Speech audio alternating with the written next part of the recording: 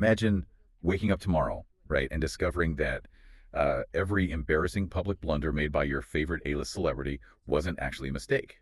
Oh, wow. Yeah. Like, imagine it was a highly choreographed payment, like a literal receipt for fame. That's wild. Right. Every bizarre red carpet outfit, every unhinged late night interview, every publicized meltdown. What if all of that was actually a calculated requirement just to, keep their place at the top of the Hollywood food chain? I mean, it completely upends the whole idea of a meritocracy because we're conditioned to believe that talent plus hard work equals success. Exactly. But the narrative we are examining today, it suggests that at the highest levels, talent is totally secondary to compliance. Which is terrifying. But anyway, welcome to today's deep dive. We are so thrilled to have you with us. Yes, welcome. Our mission today is to unpack this massive, viral, and frankly, super controversial web of Hollywood theories. And the catalyst for all of this is comedian Katt Williams. Right. He made that explosive prediction. He did. He predicted that 2026 is going to be a year of unprecedented humiliation rituals for celebrities. So today, we are going to trace how his claims tie together these seemingly disconnected A-listers, bizarre industry events, and some recent, very real federal arrests. But before we go any further, I really need to establish a crucial ground rule for you, the listener. Yeah, this is important. The material we are decoding today contains some highly charged cultural and political commentary, and I mean from figures across the entire spectrum left-wing to right-wing. Plus, it has some incredibly dark, completely unverified allegations. Very dark. So we want to be explicitly clear here. We are not taking sides, and we are absolutely not validating these rumors. Our role is strictly to act as your impartial guides. We're just here to decode the arguments, the patterns, and the underlying psychology that's driving this whole viral phenomenon.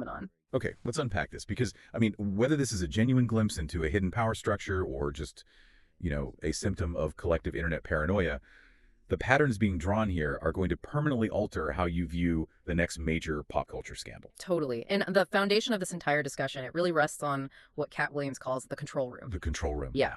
So what are the mechanics of this alleged system? Well, Katt claims that Hollywood functions as this heavily regulated hierarchy. And the primary mechanism of that regulation is the humiliation ritual. Which sounds like something out of a movie. It does, but he actually makes a specific point to strip away those cinematic ideas of secret societies. Yeah. Like, he says there are no cloaks, no daggers, no candlelit ceremonies in basements. Oh, okay. So what is it then? He defines the ritual as repeated public embarrassment, weird symbolism, and celebrities being pushed into actions that deliberately make the audience feel uncomfortable. Yeah, that focus on public visibility is key, right? Because a humiliation ritual only works if there is an audience. It's basically an exercise in leverage.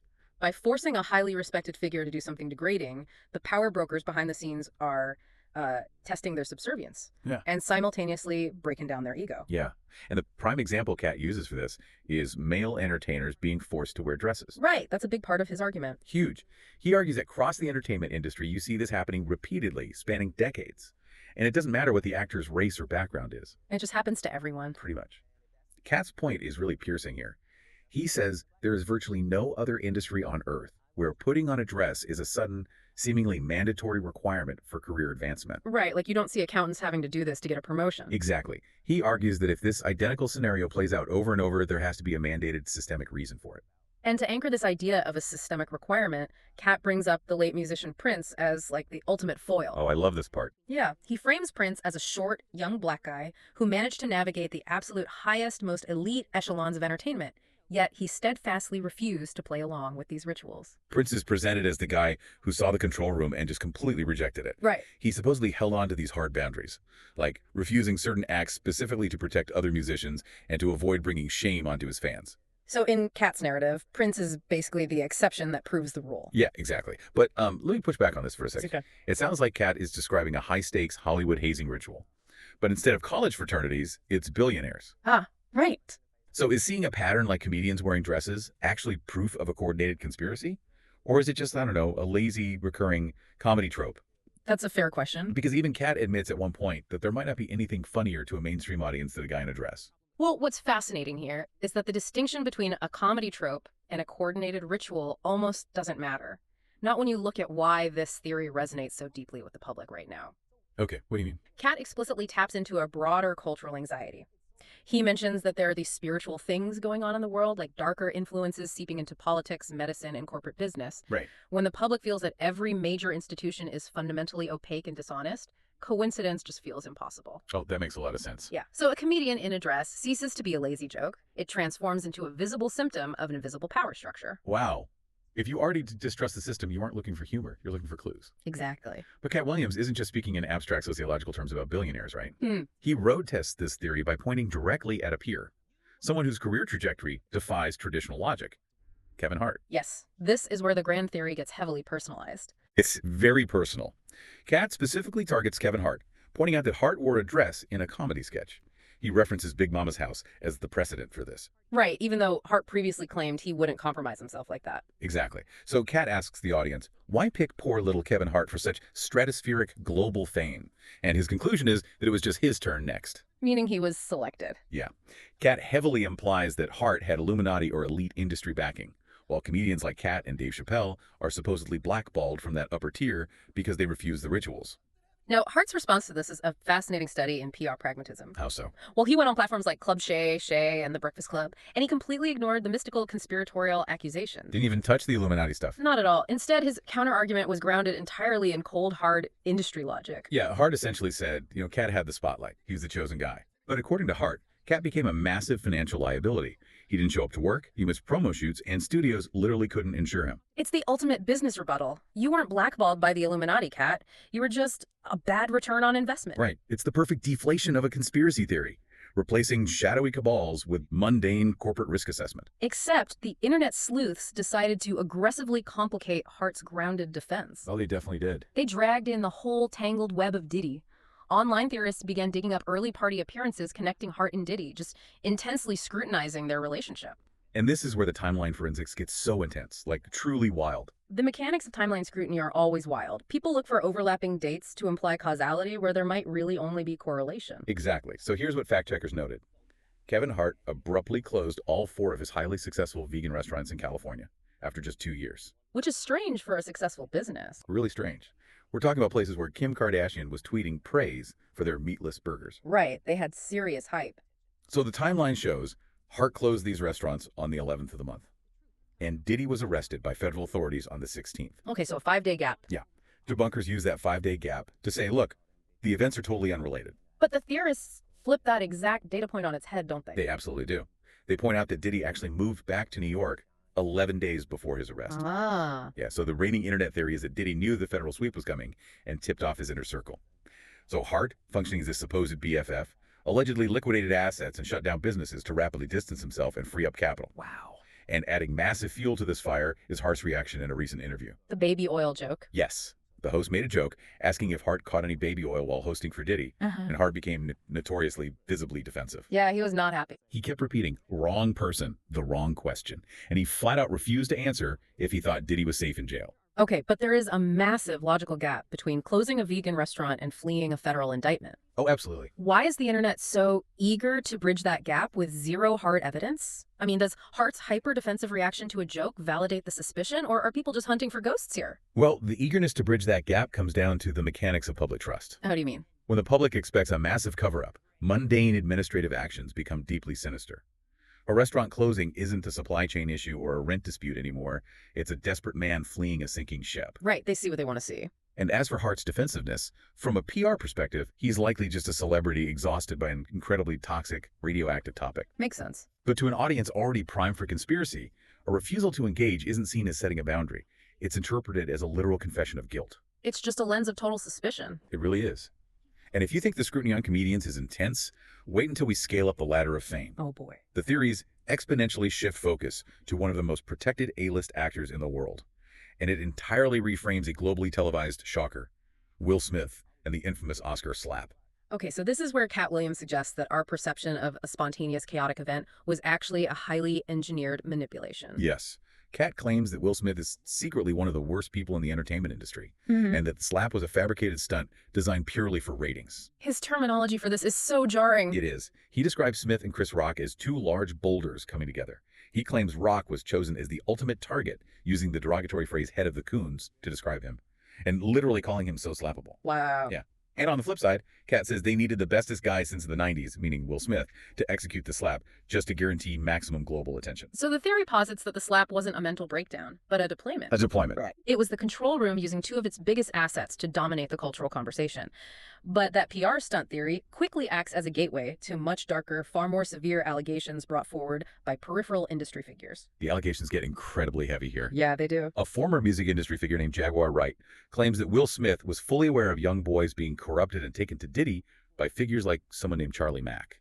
That's a massive accusation. It gets worse. She specifically names young actors like Brashear Gray, who is referred to as Basher in the theories, August Alsina, and shockingly, even Will Smith's own son, Jaden. His own son. Yes, she paints this picture of Smith watching this happen and doing absolutely nothing to stop it. And to bolster these claims of a deeply corrupted Hollywood underbelly, the narrative relies heavily on purported eyewitness accounts of highly unusual party behavior. Right. These anecdotes are meant to pull the curtain back on what the elite actually do behind closed doors. And these anecdotes are pure sensory overload. First, you have a claim from a man named Gene Deal. Okay, what does he say? He describes attending a Four Seasons birthday party for Ben Affleck. And the guest list alone sounds like a fever dream. Matt Damon, J-Lo, Puff, Will, and Jada. Just all the heavy hitters. Yeah. Deal claims Puff explicitly pulled him aside and signaled him to act as a physical buffer, allegedly because Will and Jada were actively trying to scoop up Jennifer Lopez. It frames A-list socializing as this predatory maneuvering. But the account from Keith D is what truly exemplifies the myth-building aspect of these theories. Oh, the Keith D story is wild. He claims he attended a bizarre Illuminati-style set-it-off party with Vivica A. Fox. Uh-huh. The details he provides are staggering. He says Vivica was accompanied by a 69-year-old gay man with red hair named 6x9 Neem. Wait, what? I know. He goes on to claim that Puff and Tupac were at this party looking like a couple, and that Tupac was vocal about wanting to get out of the Illuminati. That is quite the scene. To cap it all off, there are pervasive rumors of an alleged tape being actively shopped around featuring Diddy and a black A-list male celebrity, which the internet sleuths universally assume is Will Smith. This all sounds like a tabloid fever dream. Completely. I mean, I look at Will Smith's trajectory and I see a pressure valve releasing. How so? He spent decades curating this perfectly friction-free, family-friendly brand. The public was exhausted by how perfect he was. Right. So the Oscar slap was the crack in the armor. And it seems like the public is using that one moment of weakness to retroactively project all their built-up cynicism onto him. Yeah, it makes sense. So how do these chaotic kitchen sink rumors actually function to build a cohesive conspiracy? This raises an important question about how modern folklore works. They function perfectly because of who is telling them. Okay, tell me more. Notice that these claims come from ex-bodyguards, former background singers, and peripheral party guests. Right, the staff, basically. Exactly. In the public's mind, these figures have the ultimate credibility. They possess physical proximity to the elite, but lack the wealth that makes the elite untrustworthy. Oh, that's a brilliant point. Furthermore, Will Smith is a victim of a power vacuum. Once a central foundational figure like Diddy falls, an immense vacuum of trust is created. Right. The public retroactively applies sinister conspiratorial motives to every past interaction anyone ever had with him. Guilt by association becomes absolute. Wow. But, if Will Smith represents the pinnacle of Hollywood obedience, these theories suggest he's still just a middle manager. Just a cog in the machine. Exactly. To find the ultimate architects of this hidden control room, the theories pivot away from Hollywood and point straight at music royalty, Jay-Z and Beyonce. The shift to the music industry introduces an entirely different scale of power. It really does. Rapper 50 Cent acts as a major catalyst here. Right, with his documentary. Yeah, he is currently riding high on his Netflix Diddy documentary, Sean Combs' The Reckoning, which actually beat Stranger Things in the viewership ratings, by the way. That is massive. It is. 50 Cent is treating this like a competitive sport, heavily hinting that Jay-Z is next to fall. He specifically attacks Jay-Z's success by looking at his Grammys. Okay, what's the theory there? 50 Cent points out that Jay-Z had only one Grammy for years. But after he signed what 50 Cent calls his marriage contract with Beyonce, the trophies just flooded in, jumping from 1 to roughly 20. Wow. 50 Cent alleges this was a coordinated industry rebrand, transforming Jay-Z from a gangster rapper to a pristine family man solely through Beyonce's influence. By framing the Grammys not as awards for musical merit, but as currency traded between power brokers, the theory completely delegitimizes the entire music industry establishment. And it's not just 50 Cent saying this. Nicki Minaj has gone on the offensive too, accusing Jay-Z and Roc Nation of wielding terrifying power to manipulate media and awards. She had that story about the album of the year, right? Yes. She points out the time Jay-Z went on stage to complain that Beyonce lost album of the year, and miraculously, the very next year, she wins it. Convenient timing. There are also claims of blatant media favoritism, like Hot 97 rolling out a literal red carpet exclusively for Jay-Z. It's just for him. Just for him. And Jaguar Wright adds to this chorus, describing Jay-Z as dangerous because he starts little fires everywhere. She claims his signature move is forcing everyone else to carry the water and take the fall, while he quietly sneaks away. The critique of Jay-Z is essentially a critique of monopolistic corporate power. Right. But when the focus shifts to Beyoncé, the allegations leap from corporate manipulation into the realm of the supernatural. And that leap is jarring, seriously jarring. Yeah, tell me about the witchcraft stuff. Okay, so Jaguar Wright claims that a Berkeley-trained female musician who was personally handpicked by the esteemed Dr. Terry Lyne Carrington to play in Beyoncé's band charged Beyoncé with extreme witchcraft. Extreme witchcraft. Yes. The victim claims Beyoncé hypnotized her. And I'm quoting this directly because it's so wild, snacking on his bitch people cats while she slept. What does that even mean? I have absolutely no idea. But apparently the victim was denied a restraining order and told to just find other work, which she can't do because of Beyoncé's immense industry reach. We also see political commentators leveraging this cultural moment. Right, like Candace Owens. Exactly. Candace Owens strips away the witchcraft aspect but attacks the cultural monopoly, claiming Beyoncé is a manufactured product of the establishment machine. Owens argues Beyoncé hasn't had a truly good album since 4, and that she is entirely devoid of authenticity. She called her a queen. Right. Yeah, she paints a picture of a detached elitist, saying Beyoncé plays the role of a queen who only visits the Commonwealth every 4 years, which frustrates a public that now demands accessibility and realness. So I have to ask, at what point does a legitimate critique of an industry monopoly morph into a modern-day Salem witch trial? That is the million-dollar question. We went from arguing about Grammy voting blocks to literal accusations of cat-eating witchcraft. Why does the internet jump so easily to dark magic? If we connect this to the bigger picture, it happens because of the blank canvas of PR silence. The TR silence, yes. Megastars like Jay-Z and Beyoncé operate with such immense resources and such draconian control over their public narratives that they cease to look like human beings. They never speak off the cuff.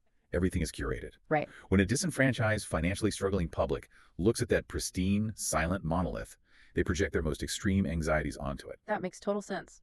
A critique of corporate music monopolies easily slides into allegations of literal dark magic because, to the average person, both represent forces they are entirely powerless to fight against. Exactly.